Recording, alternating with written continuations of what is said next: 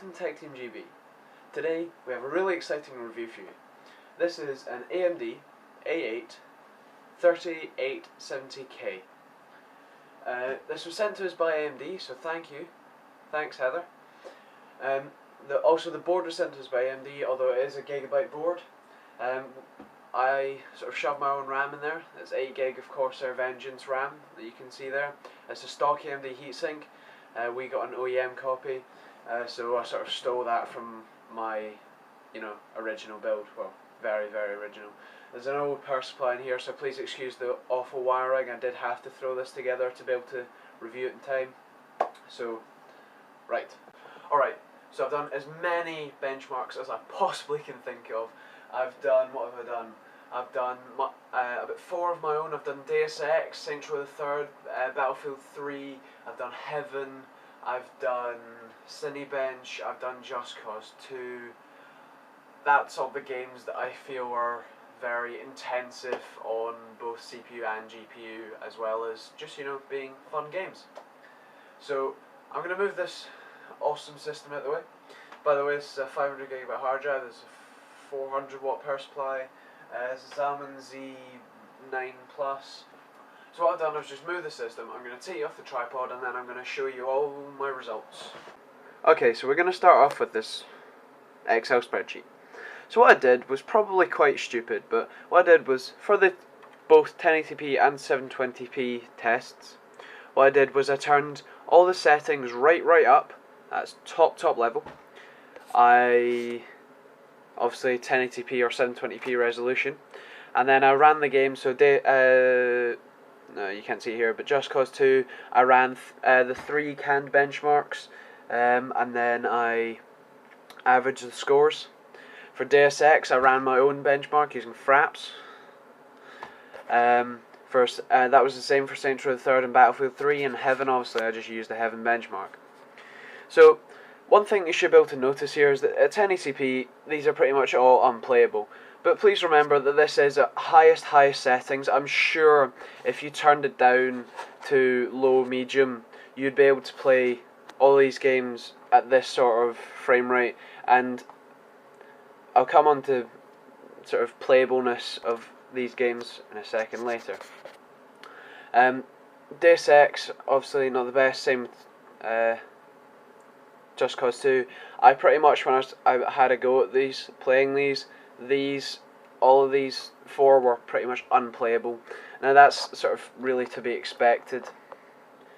On 720p, however, I played all of these games besides Saints Row the Third, and I was pretty happy with them. I know Battlefield 3 looks pretty low, and so does Just Cause 2, but I was pretty happy with being able to play the games.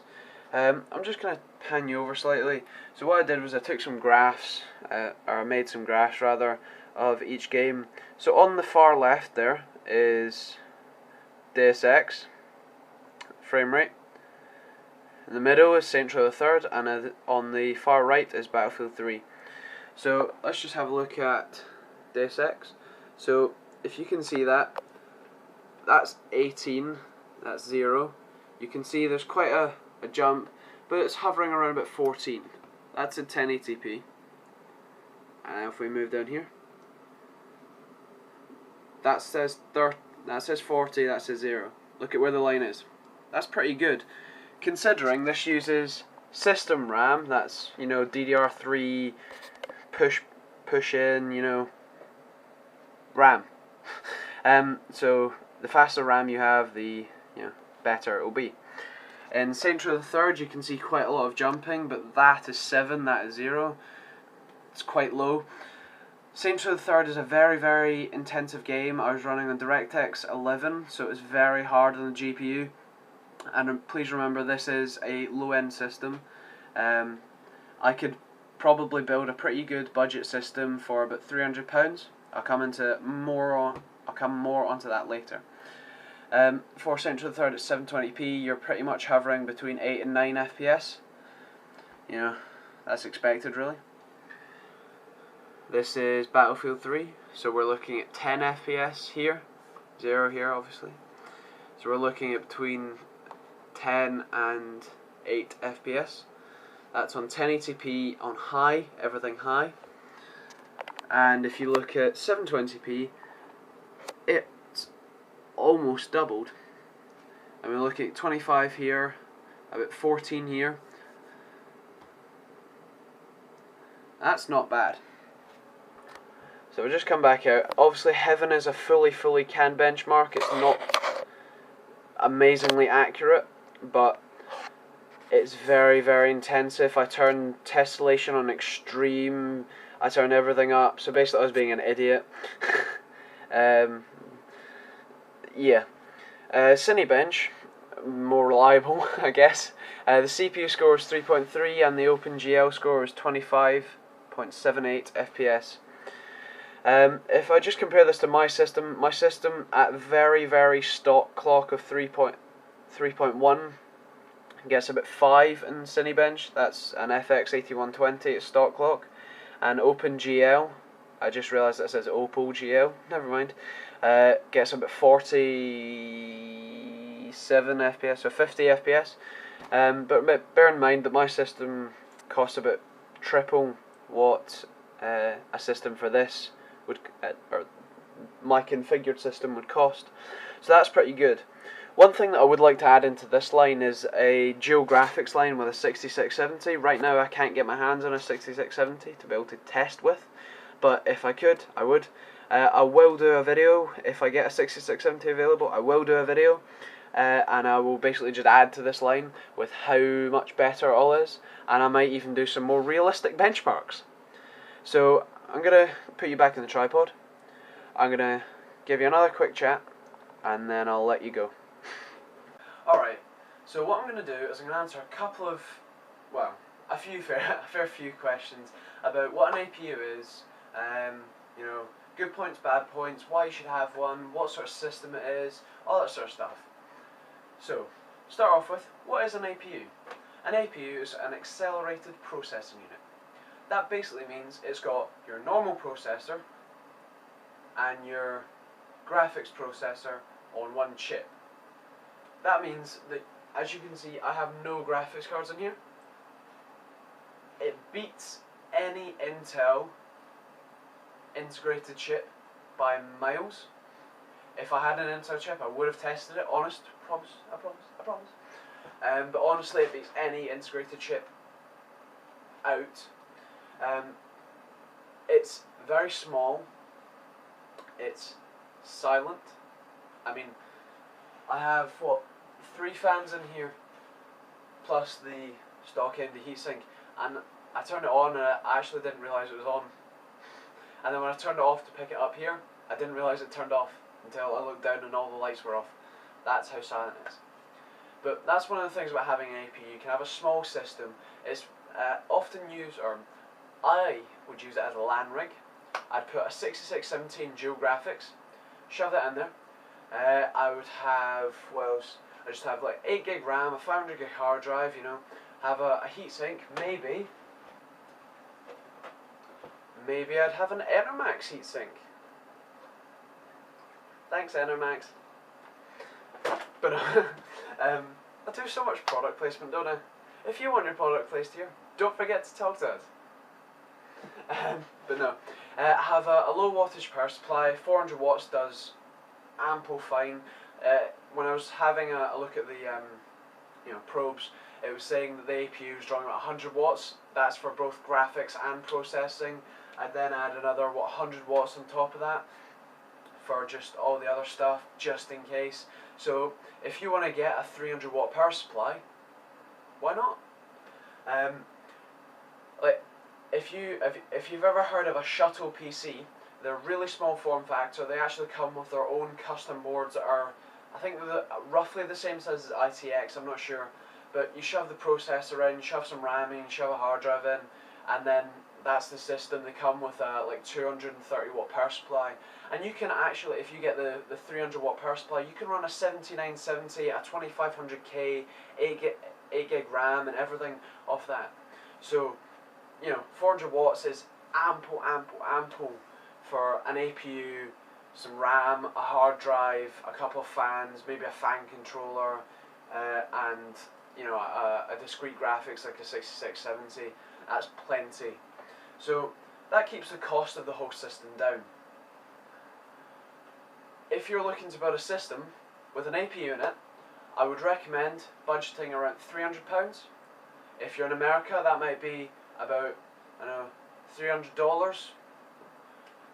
Probably because you can get the, in America, thanks to the exchange rate, you could actually get the price a bit lower for all the parts than here in Britain. So you're looking around about the £300 mark, I reckon, because this APU we've got here is an A8 3870K. It's the top of the line. It's unlocked, so you can overclock it. Sorry I didn't. I really pushed for time on this one. But I will try and do some more videos in the future. Comment if you want me to do that. But the APU, 80 quid, top of the line. It's quad core, I think, yeah. Plus a 6550D graphics. So that's pretty nice. The motherboard we've got in here is also 80 quid, so that's 160 quid. This is a micro ATX board from Gigabyte. It's the A75M-S2V. It's a pretty nice motherboard. There's a couple of things I'd like to change about it personally, but you know, it's a fairly budget board, so it's great for what it is. Check out the review / unboxing of that on our channel as well. That will be up very shortly, guys. 8 gig RAM, that's what, 30 quid now? So that's bringing us up to 190. A case, let's say something like,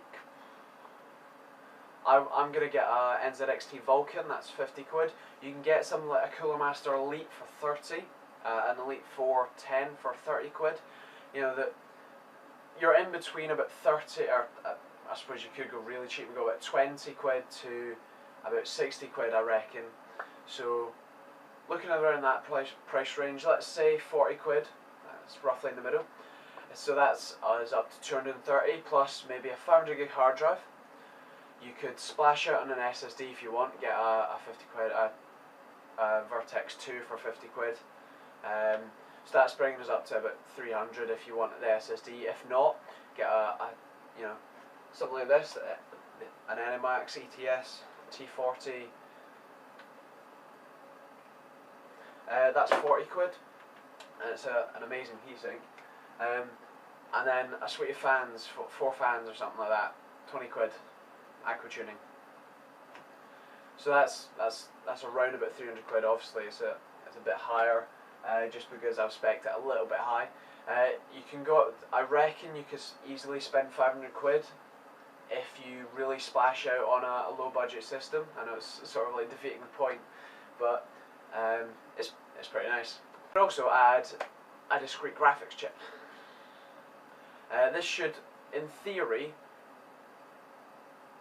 make the games at 1080p at high settings just a bit playable. I definitely recommend pulling the settings down just a little bit. I'm going to have a quick segment in a sec about my fairly stupid benchmarks. But yeah, so that basically, oh yeah, and a power supply for what, 30-40 quid? Not much. So that pretty much covers an APU system. AMD have done really well with their systems here. There's the Llano architecture, you know, nice job. Whoever thought of that probably got a promotion. One thing to point out about my benchmarks is that I did deliberately run them at very high just to really push the APU. I got when I was playing at 720p, besides Saints Row the Third, which is just like stupid for what it uses on the GPU. I mean, I get 60 FPS on a 6870, and that's a 130 quid card. You know, it's quite hard. But I found that all the games besides Saints Row the Third were all perfectly playable. I was running around about 20 FPS. Some games were higher, like Deus Ex was quite high. It was running about 30 for average. Most people say 30 FPS is the limit. Don't play it under 30 FPS. But you know, I've been playing on a laptop for 2 years. I'm used to it. I used to play Just Cause 2 at about 15 FPS on a really small windowed resolution. It was like 640 by 360 or something stupid like that, and it was really everything low, and I was just about scraping like 15 FPS. So I'm used to it. But if you want, all you have to do is turn down the settings a little bit. As I said, I was running everything on high, or as high as it can go. Besides BF3, that was just literally on high instead of ultra. But yeah, it's an amazing thing. Just to point out all the good points, the APU is a cheap system compared to mine. Mine was like £1,000, whereas this is, what, 300, 400 quid? This will play all the modern games. It probably is obviously not on full 1080p at full everything, but it will play the modern games at 1080p, just a bit lower. The system obviously will be able to play games for a few years, and you can just keep chucking in, maybe put a new graphics card in, instead of you doing dual graphics, put a new card in, maybe you know, a second-hand 660 Ti or something like that. Shove that in, get a couple of like PCI power pins, just shove them in there, just power the graphics card of course, and that'll do. And you'll be, you know, running for another few years. The CPU part of it is quad core for the A8 3870K. There's a full range. You can check it on the AMD's website. We'll put a link in the description. The whole system is very effective at what it does. It's trust me guys, this is amazing. It's the same size chip as a normal AMD, you know, processor, except it just has a couple less pins. There's a hole in the back of the in the socket, so it means you can't put an AM3 socket chip in. So guys, don't try it. Make sure you buy the right socket. As I said before, the system is, you can build a really small system. You can put the system like beside your TV or something. Just have it as a media PC. You can get loads of accessories like a TV card. I've got one of those. You know, just have a aerial in the back. You could just get a wireless mouse and keyboard combo. You know, with the touch pads on the side. I'd be fine. You know, it's not. Then just add that to, you know, shove a HDMI cable in the back if you get the right board, or just get a DVR to HDMI lead. You know, you play game. That means that you can also like get a wireless Xbox controller. You can be sitting at your TV with your Xbox controller, just playing your games on your PC, playing good graphics. And as I said before, the whole system can be really quiet. If you get a small enough case with good enough ventilation, you can have like, what, one fan in the back, one fan in the front, just straight through airflow, and you'll do perfectly fine.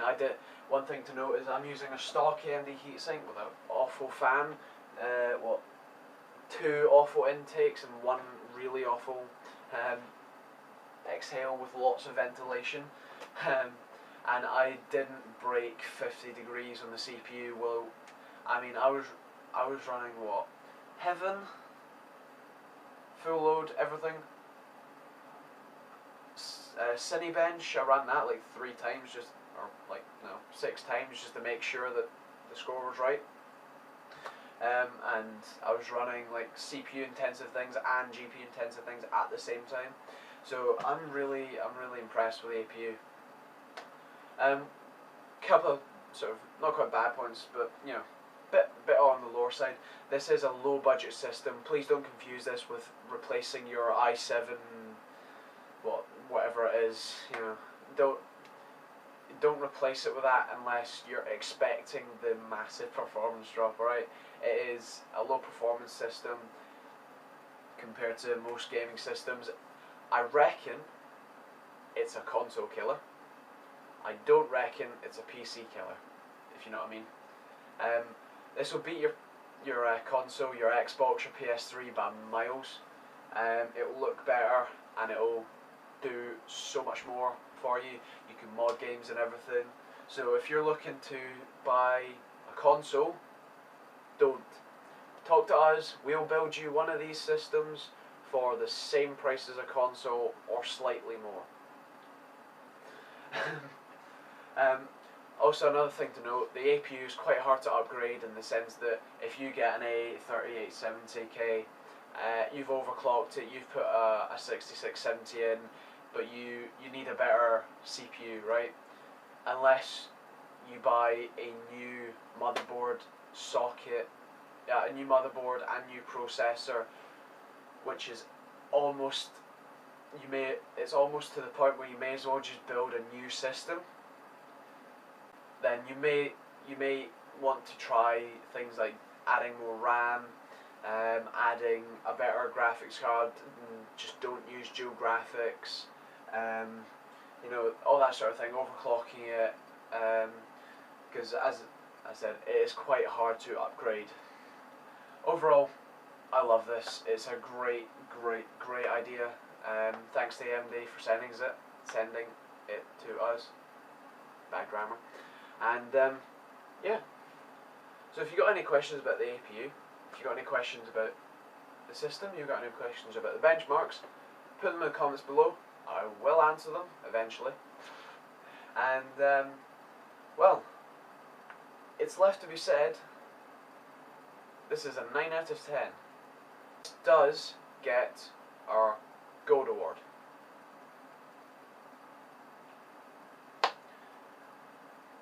This, as I said, this is an amazing CPU and GPU combo. Yeah. So don't forget to comment, rate, subscribe. There. Don't forget to like. Also there.